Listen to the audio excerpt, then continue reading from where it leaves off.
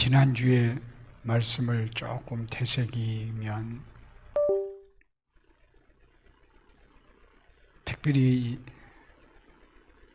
여러분이 바라고 좋아하는 100배의 축복에 대해서 말씀드렸습니다.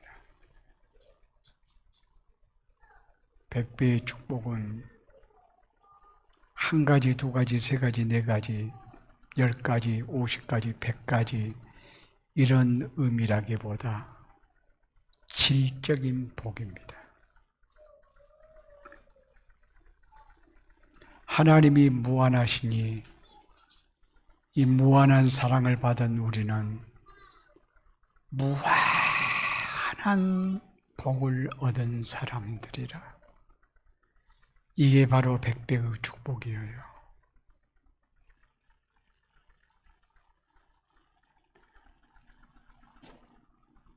이 복은 눈으로 보지 못하였고 귀로 듣지 못하였고 말과 글로 표현할 수 없을 만큼 엄청난 마음으로 생각하지 못한 복이라고 하는 사실을 말씀하고 있습니다. 그런데 이 복을 받는 비법이 어디에 있느냐 하면 모세에게 여호수아에게 명하시기를 내 발에 신을 벗으라. 주의 명령에 순종할 때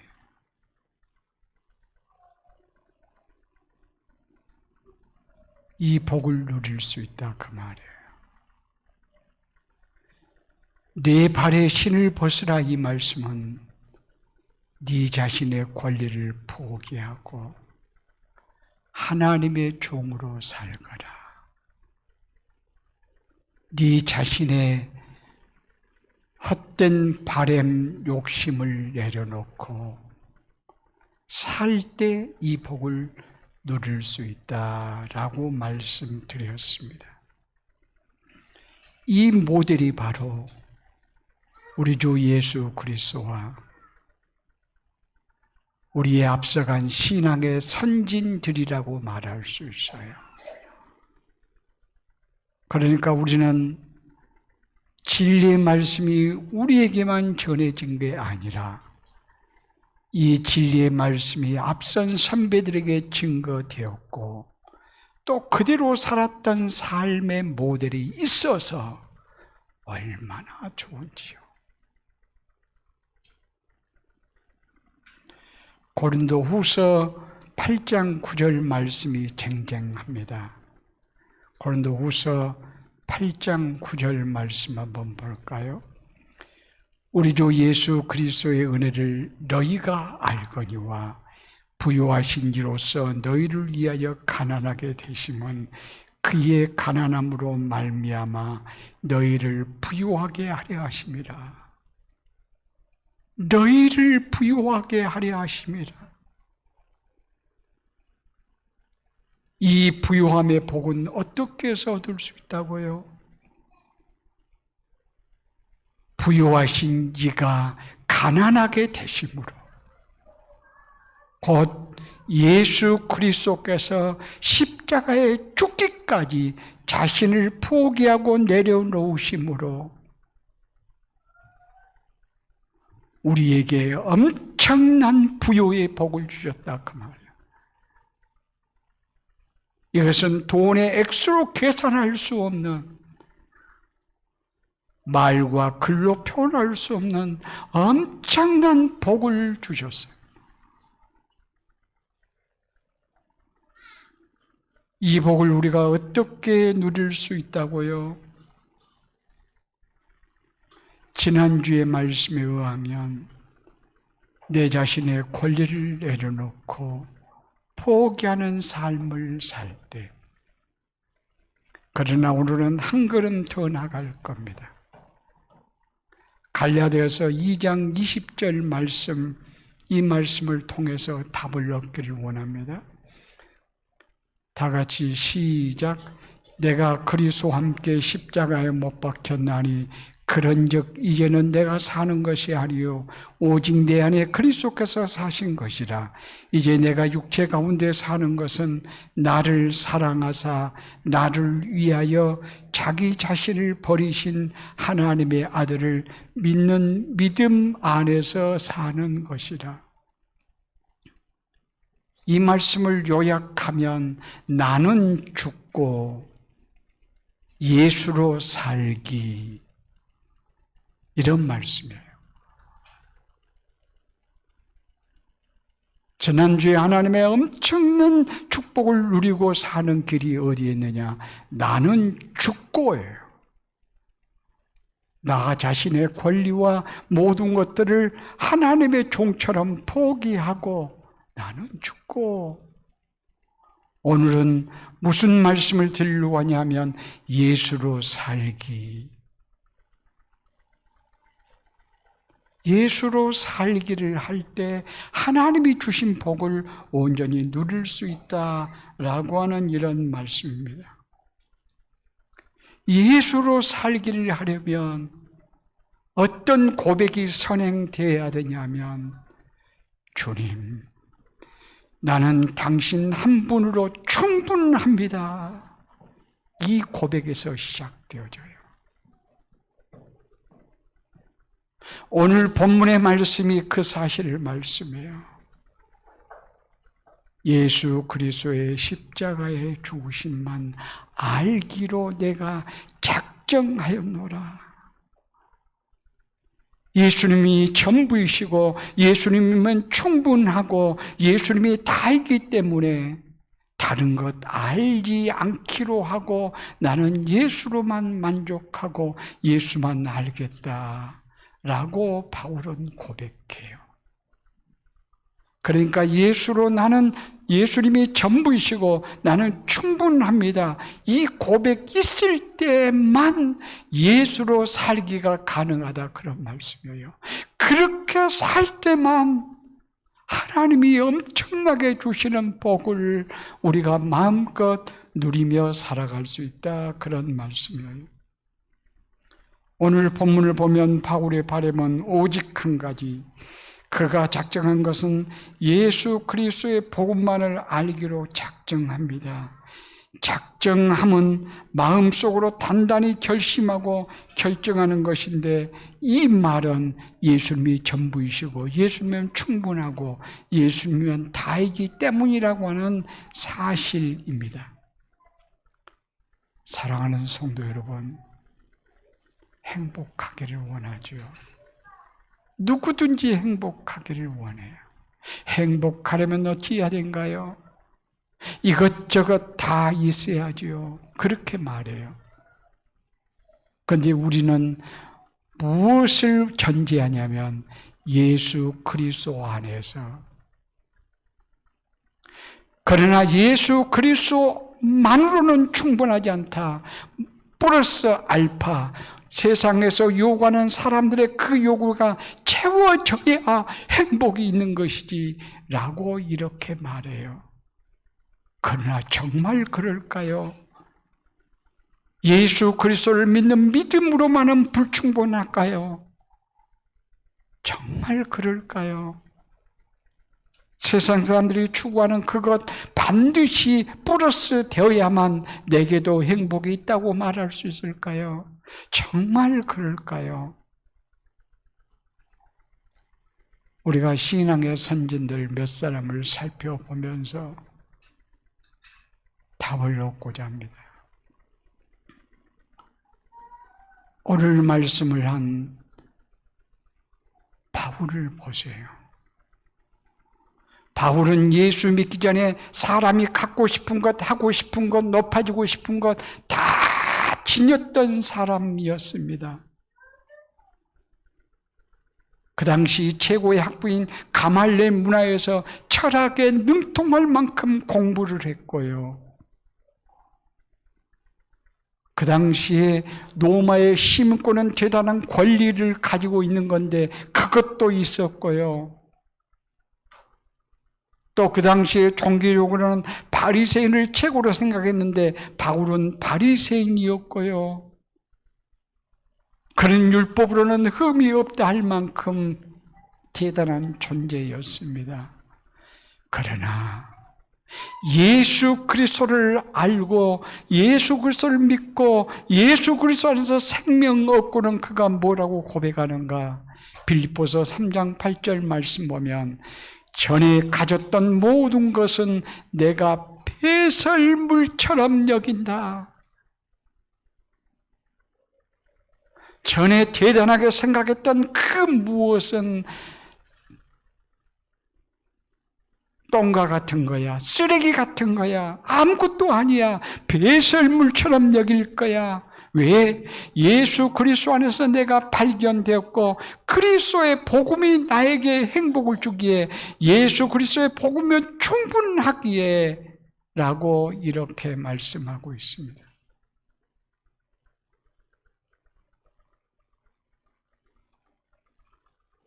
그런데 많은 사람들은 바울이 배설물처럼 여겼던 것, 그것 얻기 위해서 전심전력하며 안달하고 있어요.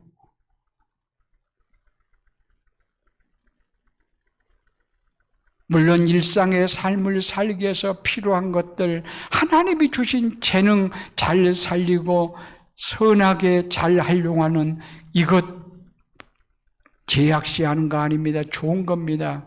그러나 그것은 하나님의 나라와 영광을 위해서 잘 사용하면 되는 것이고 원론적으로 말씀드리면 예수 그리스도의 복음이면 다하고 충분하다 그런 말씀입니다. 다윗을 보세요. 다윗은 대단한 사람이었어요. 왕 중의 왕이었어요. 그 당시 왕은 전쟁터에도 나가는데 전쟁만 하면 백전백승 승승장구하는 모습으로 돌아와요. 용사 중에 용사였어요. 대단하죠. 왕, 용사 이런 사람의 약점이 있어요. 감성과 정서적인 면에서 둔하고 약해요. 그러나 감정과 정서를 잘 표현하는 것이 예술이에요. 시와 노래예요. 다윗은 시인 중의 시인이고 그 당시 만약에 노벨 문학상이 있었으면 경쟁자 없이 다윗은 노벨 문학상을 받을 수 있는 탁월한 사람. 그런가 하면 음악가 중에 음악가였어요. 이런 예술적인 재능에 탁월했단 말이에요. 예술적인 재능에 탁월한 사람은 일반적으로 보면 가난해요. 그런데 다윗은 부자 중에 부자였어요. 또 부자들 자식 잘 관리가 안 되잖아요. 그런데 지혜의 사람 솔로몬이 다윗의 아들이에요. 다윗은 또한 한 남자로서 천한 미인 아비가일이 다윗의 아내였어요. 다윗은 한 몸에 사람이 갖고 싶은 것, 얻고 싶은 것 전부 다 소유했던, 가졌던 사람이었어요. 그런데 다윗의 고백을 들어보세요. 시편 23편 말씀 보면 여호와는 나의 목자시니 내가 부족함이 없으리로다. 나는 왕이 목자가 아니야. 나는 용사됨이 목자가 아니야. 내가 시적인 재능의 탁월함이 목자가 아니야. 내가 잘하는 음악이 나의 목자가 아니야. 나에 있는 부유함이 부자됨이 나의 목자가 아니야. 내 자식도, 지혜로운 자식도 내 목자가 아니고 나에게 목자는 누군가?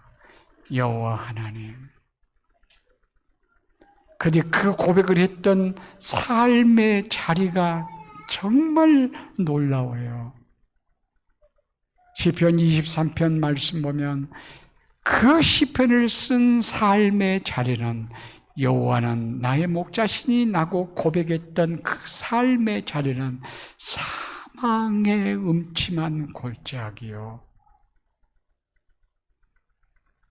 그러니까 환경이 탁월하게 좋아서 환경도 좋으니까 하나님도 섬기고 환경도 좋으니까 나는 행복해 이렇게 말하는 것이 아니라 사망의 음침한 골짜기 같은 어려운 현실 속에서도 여호와가 나의 목자 되심으로 나는 부족함이 없어 라고 말해요.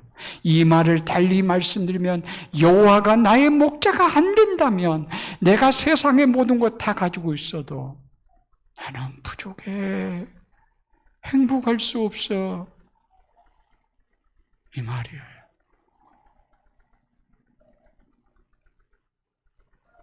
무엇인가 가진 것을, 얻은 것을 가지고 우리가 생각해 보면 다윗의 곁에도 갈 수 없고 그림자도 밟을 수 없을 거예요. 부자들, 전 세계 부자들 모여라 이렇게 하면 우리나라 누구도 다윗이 줄 세우기를 하면 나도 부자인데 라고 말할 사람이 없을 만큼 시적인 재능을 가진 사람 모여라 라고 하면 다윗의 곁에 누구도 갈 수 없을 만큼 한 가지도 소유한 자가 없단 말이에요. 우리 중에는. 이 우리 중만 아니라 우리나라에도 없다 그 말이에요. 근데 다윗은 한 몸의 모든 것을 다 지녔어요. 그런데 중요한 것은 다윗은 누구로 만족하고 누구로 행복해요? 오직 여호와 하나님. 그런데 이 고백은 세상의 것으로 말하면 곁에 그림자도 밟을 수 없는 우리지만 우리도 다윗이 최고의 복으로 여겼던 그 복을 우리도 누릴 수 있다 그 말이에요. 왜요? 다윗이 여호와는 나의 목자입니다 라고 했던 고백 우리도 동일하게 할 수 있어요. 그 고백하는데 우리가 조금도 딸리질 않아요. 없질 않아요. 우리도 동일하게 여호와는 나의 목자이십니다. 그러면 그 다음에 있을 고백, 내게 부족함이 없습니다. 이 고백까지 우리는 나아가야 돼요.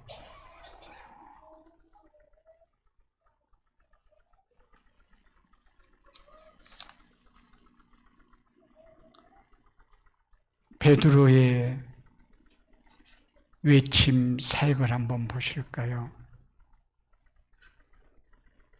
오순절 성령이 충만하여 성령이 말하게 하심 따라 다른 언어들로 방언들로 말하기 시작하는데 그 방언의 목적은 하나님의 큰 말하도록 하나님의 큰 일 말하도록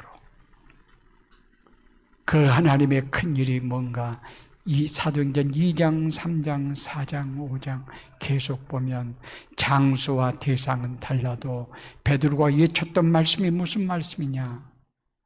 너희들이 예수를 죽인 살인자야. 그런데 하나님이 죽은 자 가운데서 예수를 살리셨어. 우리는 이 일의 증인이야. 이분이 우리의 구세주가 되신다. 이런 내용이에요. 그러니까 대상은 다르고 장소는 달라도 베드로가 외쳤던 복음은 동일해요. 왜요? 예수 그리스도의 복음이 전부이고 예수 그리스도의 복음은 충분하기 때문에 그래요.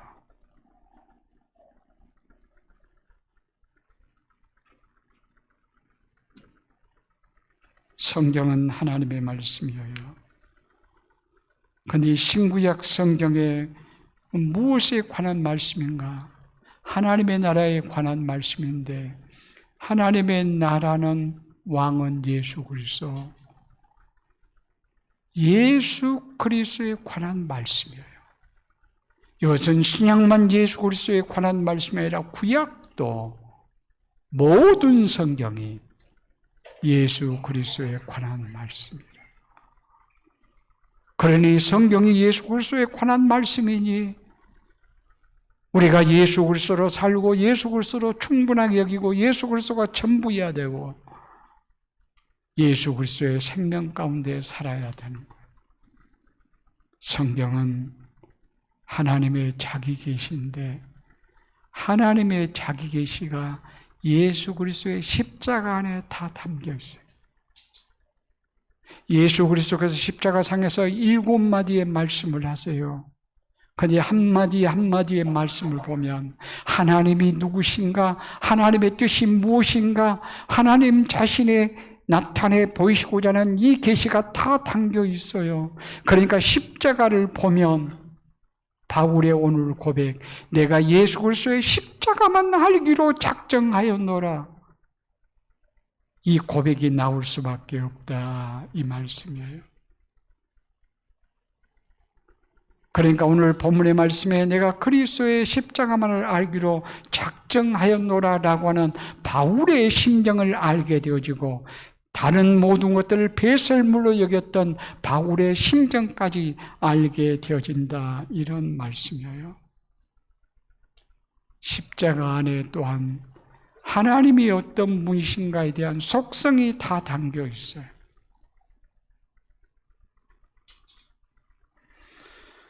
고린도전서 1장 23절, 24절 말씀을 보면 이런 말씀이 있어요. 우리는 십자가에 못 박힌 그리스도를 전하니 유대인에게는 꺼리끼는 것이요 이방인에게는 미련한 것이로되 오직 부르심을 받은 자들에게는 유대인이나 헬라인이나 그리스도는 하나님의 능력이요 하나님의 지혜니라. 그렇습니다. 그 당시 유대인들은 표적을 구해요. 그런데 예수 그리스도의 십자가를 증거하니 꺼리껴요. 그리고 이방인들은, 헬라인들은 지식을 추구해요. 그런데 십자가를 증거하니 도저히 지식적으로 이해가 안 되는 거예요. 그러니 미련하게 봐요. 미련하게 보지만 바울은 그렇게 말해요. 그리스도는 하나님의 지혜요 하나님의 능력이라.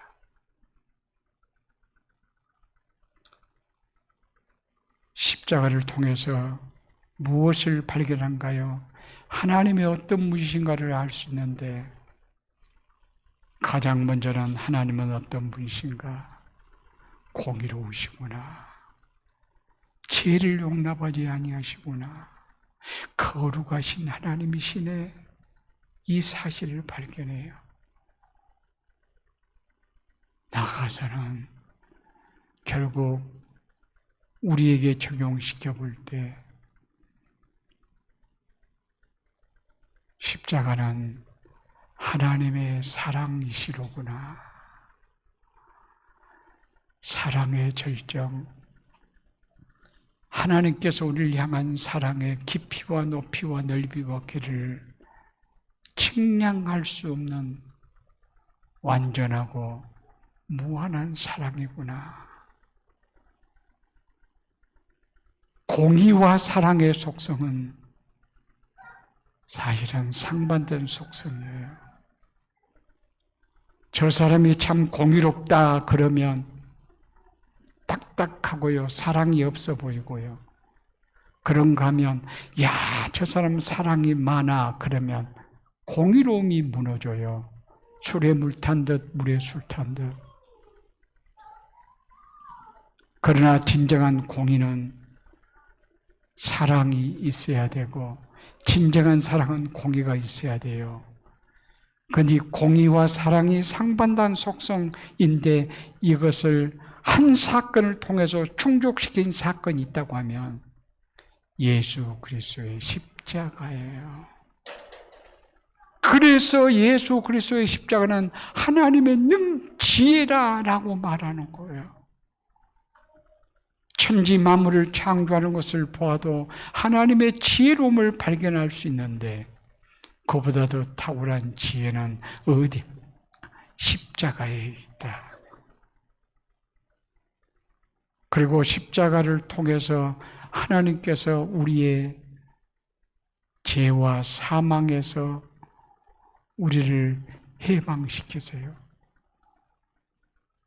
죄를 죽이시고 사망을 죽이시고 죄와 상관없는 자, 사망과 상관없는 자를 우리로 하여금 되게 하셨어요. 하나님의 영광스러운 자녀 되게 하셨어요. 이게 바로 하나님의 능력이에요. 그러니까 지금 말씀드린 하나님의 속성, 하나님의 공의로우심, 거룩하심, 사랑이심, 하나님의 지혜로우심, 하나님의 능력, 이런 그 위에도 모든 속성이 다 담겨 있어요. 그러니 십자가면 충분해요. 십자가가 전부예요. 복음면 다다 그 말씀이에요.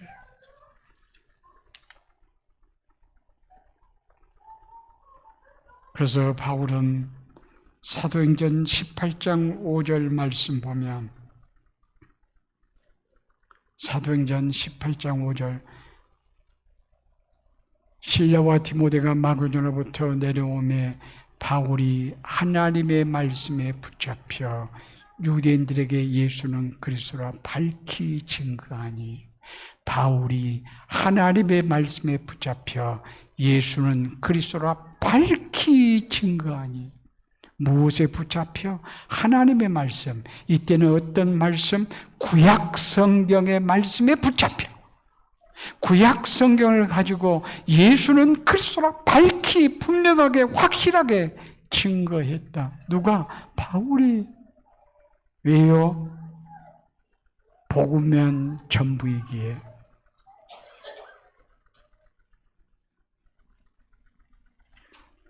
그래서 바울은 예수 그리스도 외에는 자랑할 것이 없다고 고백했으며 결국 그의 몸에 예수의 흔적을 지니고 예수의 흔적만 남기고 사는 삶을 살았습니다. 우리의 신앙의 중심이 예수 그리스도입니다. 우리가 믿어야 할 대상도 하나님의 아들 예수 그리스도이십니다. 우리가 배우고 자랑하고 전해야 할 분도 바로 예수 그리스도이십니다. 우리가 닮아야 할 분도 예수 그리스도이십니다. 말씀을 마치려 합니다. 요즘 젊은이들이 결혼이 늦고 결혼을 안 하지요.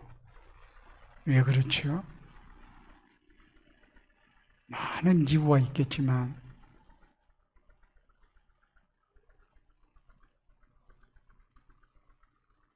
결혼하면 필수적으로 있어야 되는 것이 뭐라고 그러죠?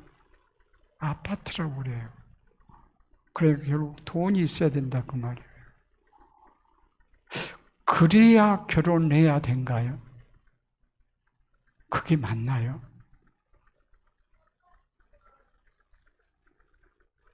저는 딸 지금 40살입니다만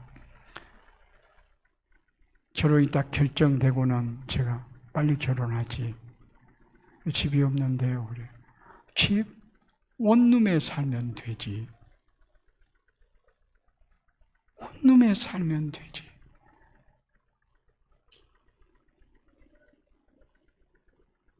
한 몸 무식으로 사랑할 수 있는 대상이 있냐 없냐 해야지. 혼숙감을 충분히 해올 수 있냐, 집이 마련되어 있냐, 이건 세상이에요. 크리스찬의 진정한 모습은 아니에요.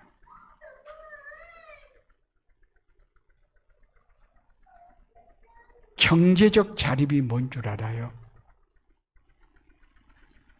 우리가 교회를 개척하면 자립해야지요. 그래요. 자립한다 그러면 경제적 자립을 말한 것 같아요. 그런데 그 말이 맞을까요?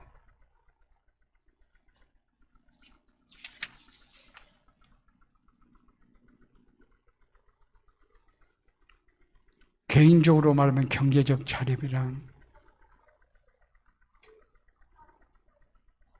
내가 처와 자식과 살아가는데 필요한 얼마만큼의 돈을 벌어들이는 능력을 말해요.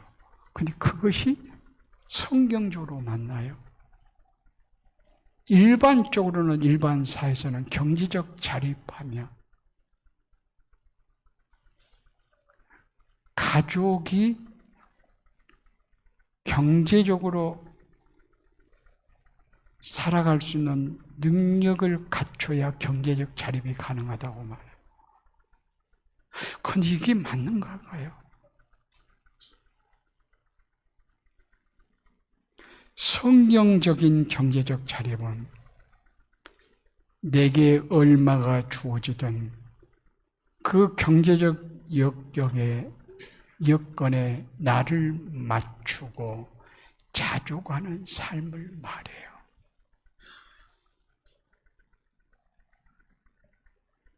자족하는 삶을.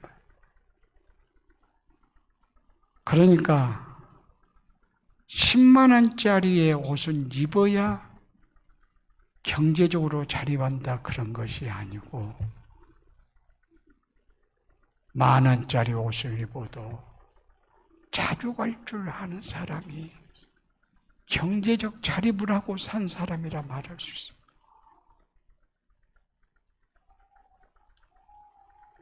남자가 양복을 입으면 50만 원, 100만 원 가까이 가죠. 그런데 싼 것은 10만 원짜리도 있어요. 더 싼 것은 재활용품에 가면 10,000원 주면 살 수 있어요. 100만 원짜리 입어야 경제적인 자립 속에 산다고 할까요? 10,000원짜리 입으면 어떨까요?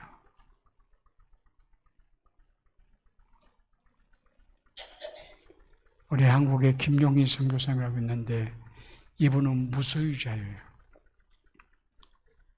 소유를 하려면 산더미처럼 쌓을 수 있는 사람인데 무소유를 주장해요.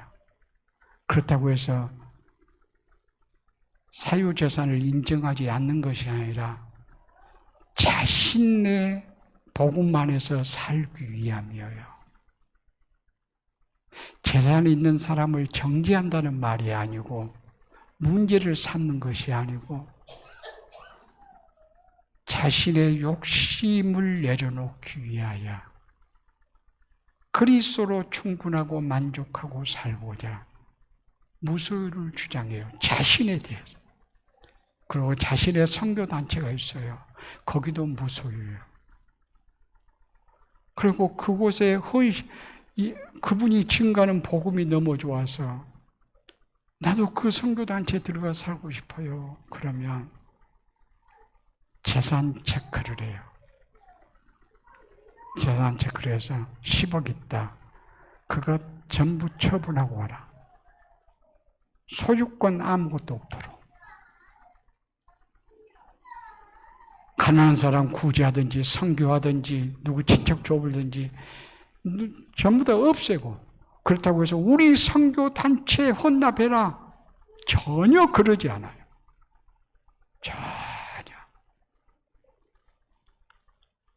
전혀 그러지 않고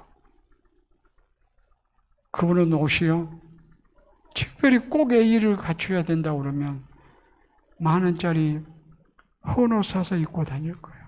그렇지 않으면 남방 그대로 몇천 원짜리 그대로 입고 자녀들 5명인데 자녀들도 전부 다 선교사로 헌신했어요. 아프리카 선교사. 그분 나름대로 자신의 욕심이 생길 수 있어. 욕심 내려놓고 예수 그리스도의 복음면 충분하다. 예수 그리스도의 복음면 전부이지. 이런 고백이 실제적인 삶이 되도록 하기 위해서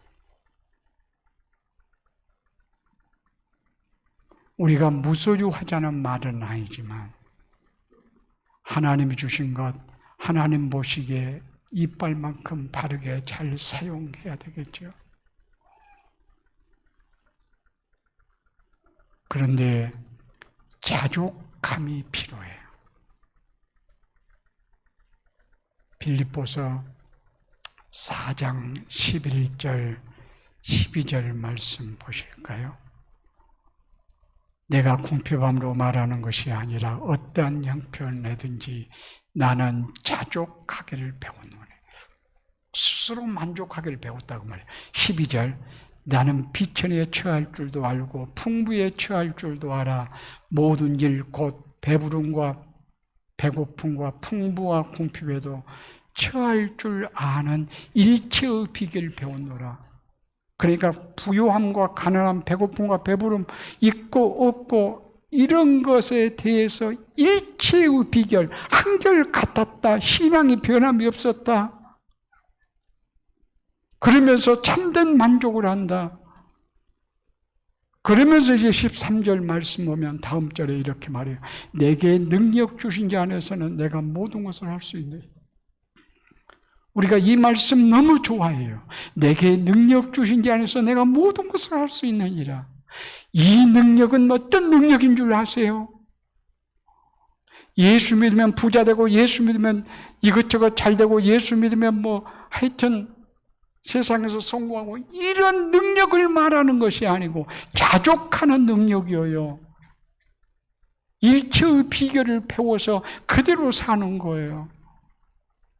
부자에도 교만하지 아니하고 하나님 것인 줄 알고 하나님의 뜻을 따라서 사용하고 가난에도 낙심하고 좌절하는 것이 아니라 예수 그리스도 안에 생명 얻었으면 전부고 충분하지. 이런 마음으로 만족하는 삶. 이런 자만이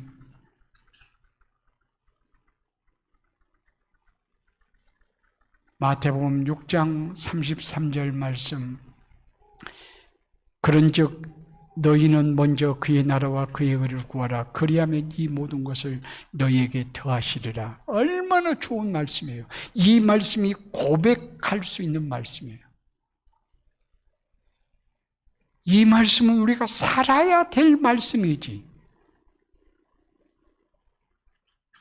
또한 빌립보서 4장 13절도 사라져야 될 말씀으로 우리에게 주셨어요. 생명의 말씀이라고 말하잖아요, 성경은. 달고 면 말씀으로 우리가 살아드려야 된다고 이렇게 말해요. 이렇게 말하면 세상에서 말하는 경제적 자립 말고 성경적으로 말하는 경제적 자립. 이런 성도로 살아 그리스도 예수 안에서 풍성하고 행복한 복된 우리 모두가 되어줄 수 있기를 바랍니다. 기도하시겠습니다.